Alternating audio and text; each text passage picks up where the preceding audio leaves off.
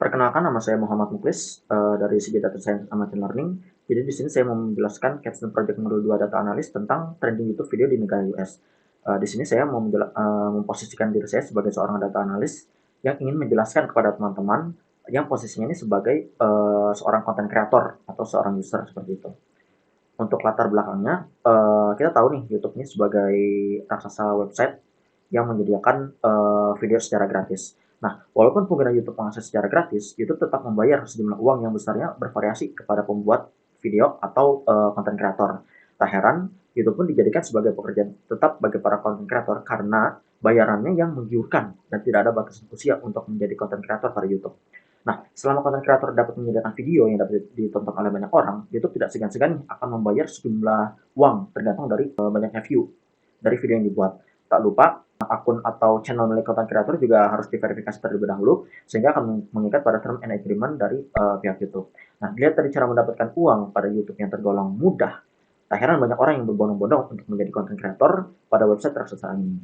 Namun, ada hal yang perlu diperhatikan bagi para content creator pemula atau baru ini, yaitu bagaimana mereka ini bisa menjual video mereka supaya dapat di-view oleh banyak orang, sehingga channel mereka dapat berkembang dan dapat dikenal oleh banyak orang. YouTube pun memiliki fitur berlangganan yang namanya itu subscribe. Nah, fitur ini tuh menjadi daya tarik sebuah channel dengan menampilkan berapa banyak subscriber yang ada pada channel tersebut. Nah, sehingga banyak orang yang tertarik perhatiannya kepada channel yang memiliki subscriber yang banyak. Nah, bagi para pemula, menaikkan jumlah subscriber itu bukan perkara yang mudah. Mereka harus bekerja keras untuk mengiklankan video mereka kepada orang-orang. Namun, ada salah satu cara nih supaya channel mereka bisa berkembang.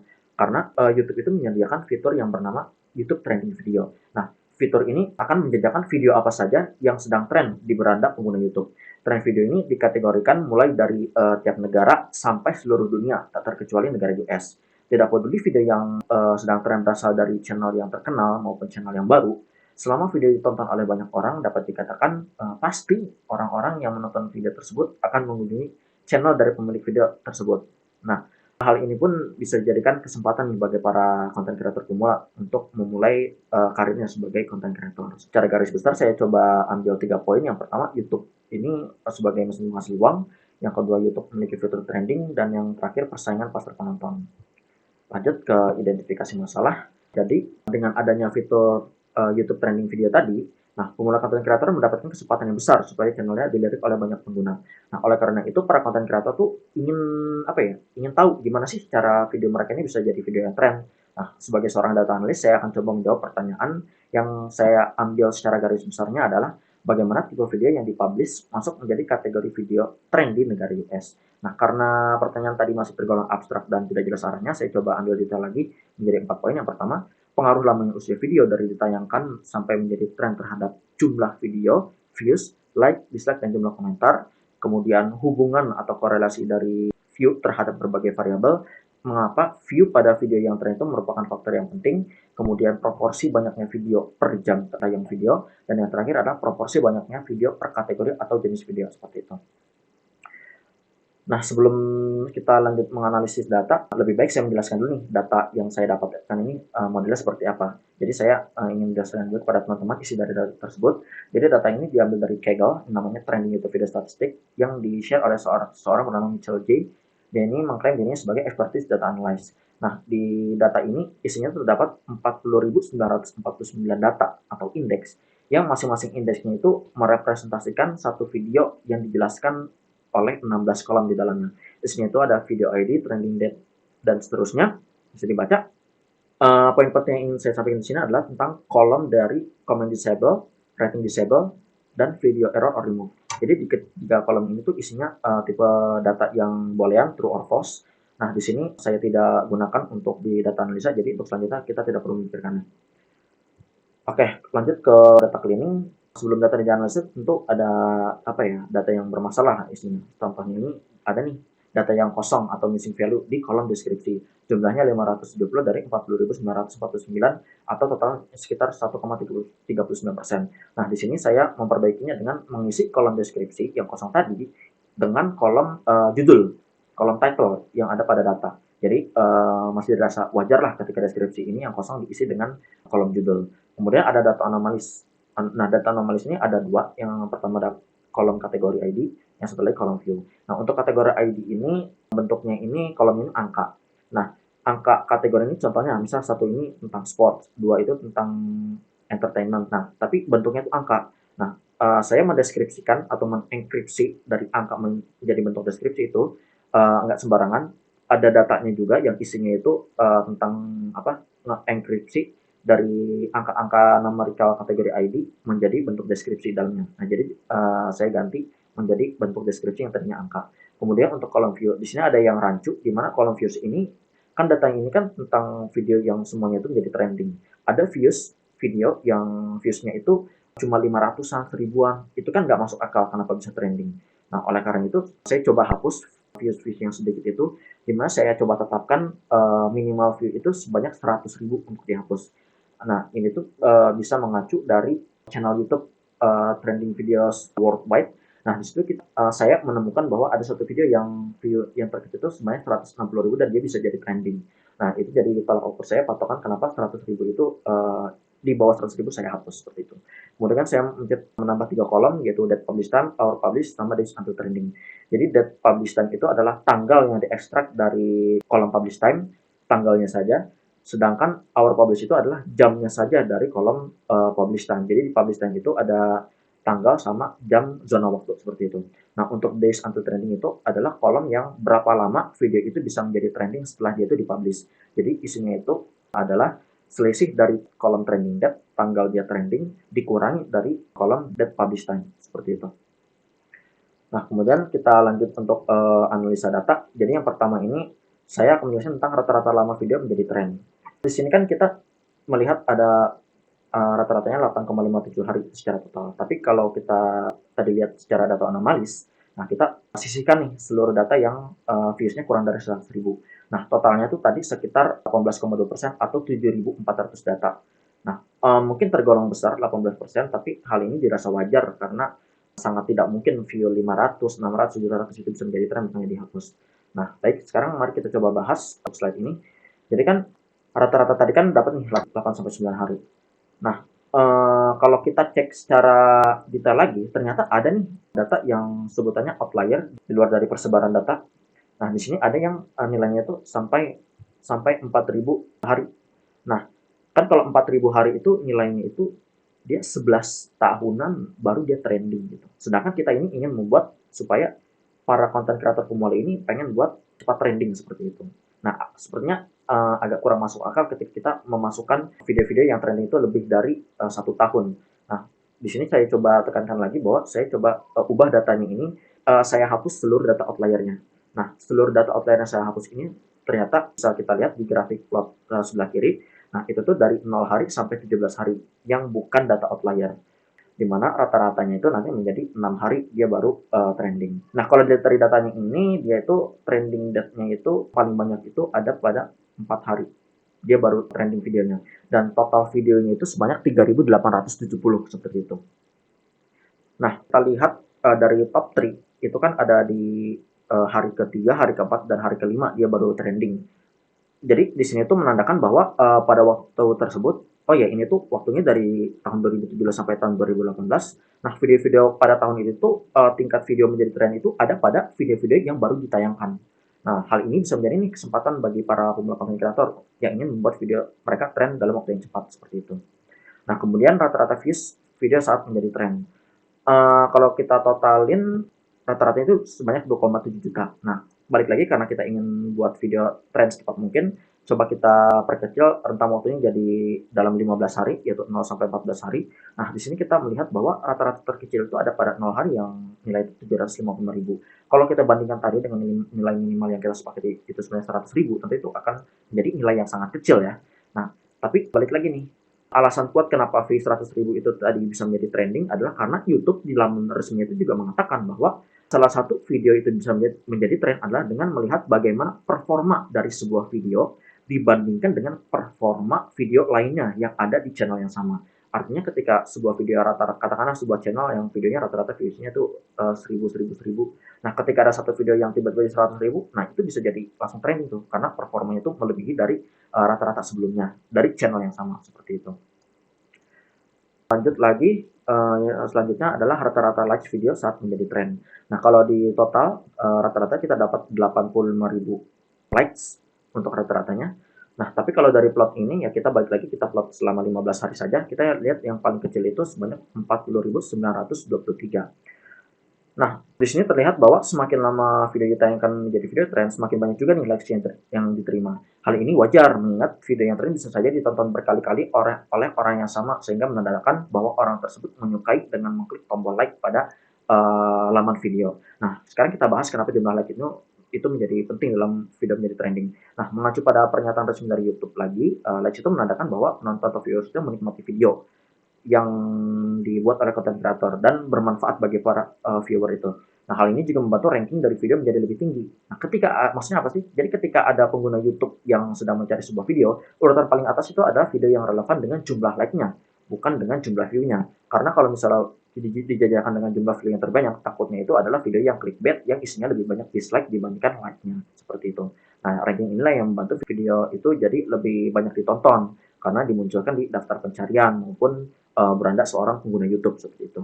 Nanti kita coba uji korelasi antara likes dan lama waktu video menjadi trending atau si days until trending ini.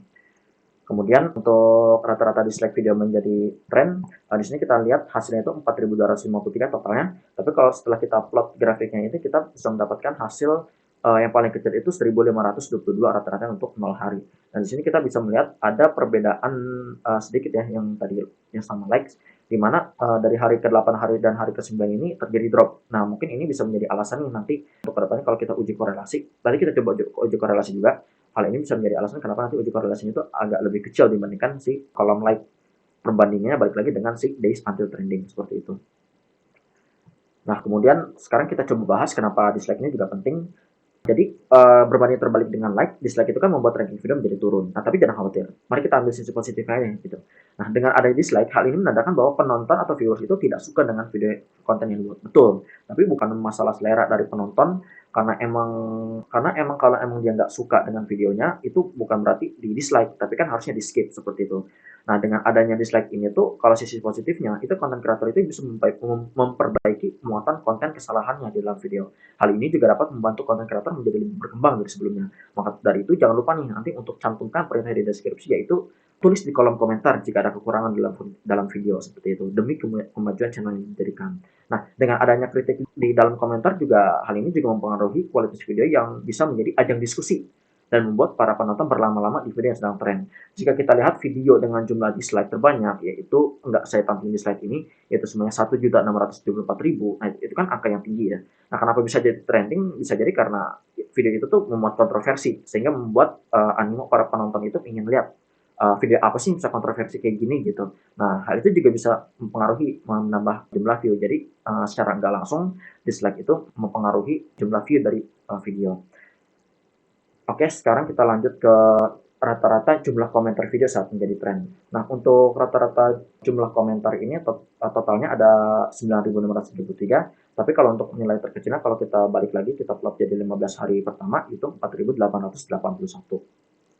Nah, kalau misalnya kita melihat alasan kenapa kolom komentar ini bisa membantu menjadi views video bisa menjadi trending itu adalah yang pertama seperti ini. Pengaruh dari banyaknya komentar itu ketika kolom komentar di laman YouTube ya, bukan kolom komentar di datanya, itu bisa menjadi video yang interaktif antar viewers si kolom komentar. Nah, di situ jadi kita bisa pastikan bahwa video tersebut adalah tempat untuk berdiskusi seperti itu. Coba kita ubah sudut pandang kita jadi seorang viewer nih. Jadi ketika kita menulis di kolom komentar dan ada orang yang membalas komentar kita, nah kita tuh pasti pernah berpikir untuk ngebalas komentar tersebut. Nah, ketika kita ingin ngebalas komentar lagi, mau nggak mau kita akan menuju ke laman video yang kita tulis komentarnya, dan mau nggak mau views-nya pun menjadi bertambah.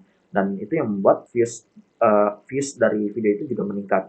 Dan secara nggak langsung jumlah dari banyaknya komentar juga mempengaruhi seperti itu.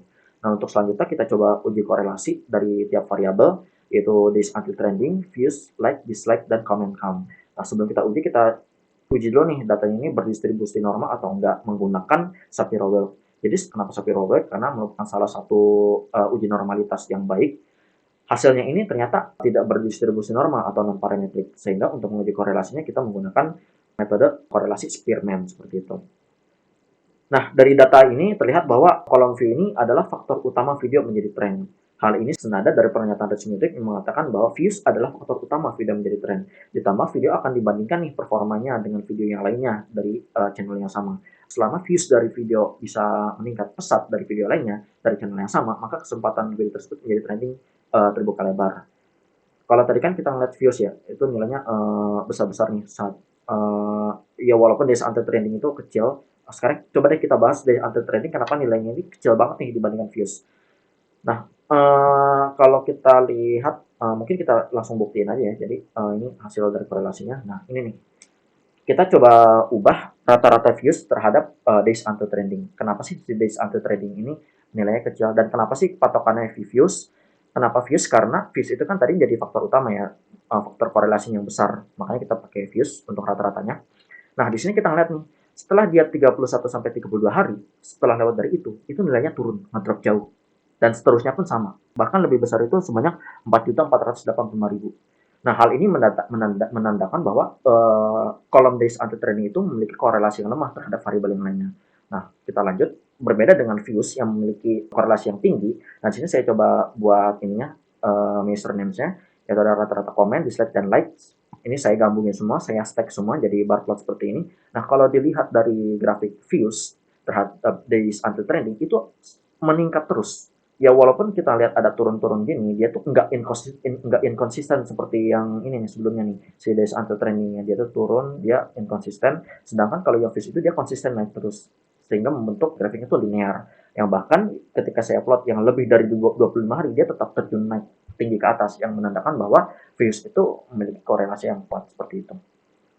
Nah, kemudian untuk proporsi tiap jam tayang, di sini saya sebenarnya kan kalau proporsi tiap jam tayang itu ini kan dari jam tayang dari jam 00 sampai jam 23 malam ya.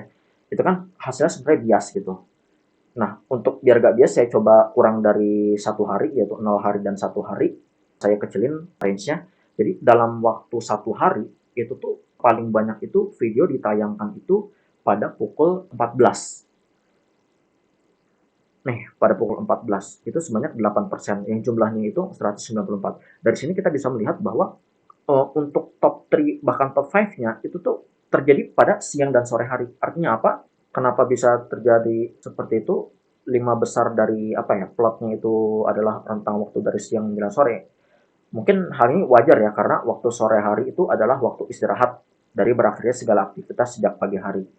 Kemudian untuk yang terakhir proporsi tiap kategori video. Nah, di sini kita bisa melihat yang paling tinggi itu adalah entertainment sebanyak 8.700, kemudian disusul oleh music dan terakhir adalah how to install. Untuk proporsinya top 3 ini dipegang oleh mereka dan yang terakhir itu posisi terakhir adalah non-profit and activism. Nah, jadi kan kalau kita lihat, wah yang paling nggak diminati ini non-profit and activism. Maksudnya itu bukan berarti emang nggak diminati, tapi karena si kategori ini kan masuk dalam kategori video yang trending ya semuanya ya. Jadi non-profit and activism ini pun punya pasar tersendiri bagi viewersnya gitu. Nah, di sini kita bisa melihat nih, para pemula konten kreator itu bisa menentukan terlebih dahulu nih kategori video apa yang menjadi ciri khas dari channel masing-masing. Memang pada dasarnya kategori video ini nggak bisa dipilih dari data apa slide ini ya. Karena kan emang bisa jadi seseorang jadi content creator itu berdasarkan hobi atau dan yang lainnya. Tapi setidaknya dari plot ini ketahuan lah mana minat penonton di negara US yang minatnya tuh paling banyak seperti itu. Oke, untuk penutupnya ini, untuk saya coba ambil beberapa insight yang saya masukkan kesimpulan. Jadi yang pertama adalah view adalah faktor terkuat utama terhadap video menjadi tren. Kemudian tidak peduli berapa lama usia video sudah ditayangkan, seluruh video tetap memiliki kesempatan untuk menjadi trending. Nah, jika video ingin trending dalam waktu yang cepat, dalam kurun waktu 15 hari, this until trending memiliki pengaruh yang besar terhadap view, like, dislike, dan jumlah komentar. Hal ini tentu akan dirasa sulit bagi para pemula yang mengejar view setidaknya paling sedikit sebanyak 100.000. Kemudian, view terkecil supaya menjadi tren dipengaruhi oleh performa penayangan video terhadap performa dari penayangan video-video sebelumnya dari channel yang sama. Hal ini membuat view terkecil nilainya masih bias karena angka 100.000 pun masih masuk ke dalam kategori video yang trending. Kemudian, hasil korelasi membuat kejelasan dari pernyataan kesimpulan si nomor 2 bahwa ketika days under trending dari video sudah melebihi dari 32 hari, maka dipastikan pengaruhnya kecil sekali. Berbanding terbalik dengan view yang korelasinya benar-benar kuat terhadap variabel lainnya untuk lebih dari 25 hari yang tadi kita plot, itu masih nilainya melonjak jauh. Kemudian korelasi kuat yang ditunjukkan pada view memastikan bahwa pengaruh views terhadap video yang tren adalah faktor utama. Hal ini juga diperkuat oleh pernyataan resmi dari YouTube dan tak sengaja ya kita juga membuktikan bahwa kebenaran dari pernyataan tersebut emang benar-benar apa adanya seperti itu. Nah, jam tayang sebuah video tidak bisa dijadikan acuan jika kita memasukkan seluruh data. Nah, sebaliknya, dalam kurun waktu kurang dari 2 hari, yaitu 0 sampai 1 hari, waktu jam tayang yang paling berpengaruh adalah siang hari menjelang sore hari. Dan yang terakhir adalah minat tontonan video yang tren pada negara US adalah entertainment, kemudian music, disusul oleh how to install. Hal ini bisa dijadikan kategori acuan bagi para pemula yang ingin memulai karir sebagai content creator pada YouTube. Nah, untuk rekomendasinya kepada teman-teman para content creator ini ada 3. Yang pertama, para pemula yang menjadi content creator perlu waktu yang lama nih supaya videonya bisa menjadi trending. Sehingga perlu waktu yang lama juga untuk membuat channel teman-teman berkembang. Jadi emang nggak bisa sesat itu ya untuk membuat video menjadi trending karena kita bisa melihat oh ternyata lawan-lawan kita pun juga channel yang memiliki rata-rata subscriber yang besar seperti itu. Kemudian dalam target mengejar video yang trending, view menjadi peran utama dalam kesuksesannya. Maka dari itu, buatlah video yang mengundang like dan bisa dijadikan ruang diskusi pada kolom komentar di dalamnya. Dengan video menjadi ruang diskusi yang interaktif, hal ini menjadi salah satu trik marketing bagi para content creator memperlihatkan seperti apa muatan konten di dalam channel teman-teman seperti itu. Dan yang terakhir adalah minat penonton di negara US ini bisa dijadikan acuan untuk menentukan kategori apa yang bisa dijadikan muatan konten channel. Nah, nggak perlu melihat urutan 3 besar tadi karena seluruh dari isi proporsi tersebut adalah video yang berhasil trending. Oke, itu saja insight yang bisa saya ambil, kemudian berakhir sudah penjelasan saya tentang Capstone Modul 2 Purwadika ini, yaitu tentang data analysis tentang video trending dari negara US.